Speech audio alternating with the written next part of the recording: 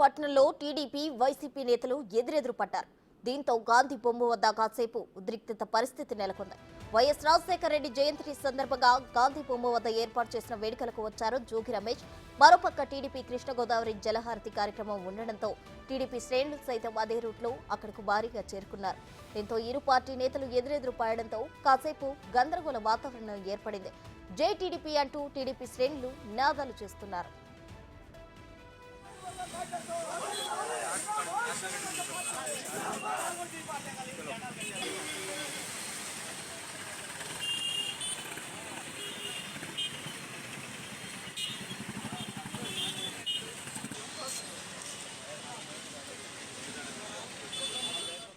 మరిన్ని వివరాలు మా ప్రతినిధి మల్లికార్జున్ ఫోన్ లైన్ లో అందిస్తారు. మల్లికార్జున్, చెప్పండి.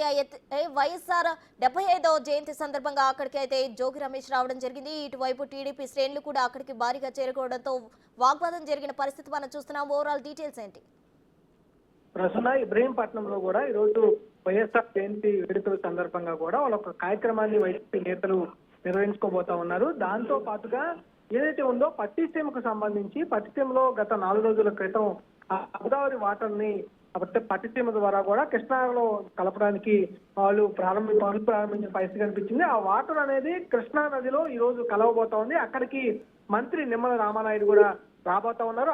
ఆ పవిత్ర సంగమం అక్కడ ఏదైతే కార్యక్రమాన్ని ఇటు టీడీపీ శ్రేణులు కూడా నిర్వహించుకోబోతా ఉన్నారు. ఈ నేపథ్యంలోనే అక్కడ టీడీపీ నేతలు అలాగే ఇటు వైసీపీ రాజశేఖర రెడ్డి జయంతి వేడుకల నేపథ్యంలో వైసీపీ నేతలు టీడీపీ నేతలు ఒకే వేదికకి చేరుకోవడం జరిగింది.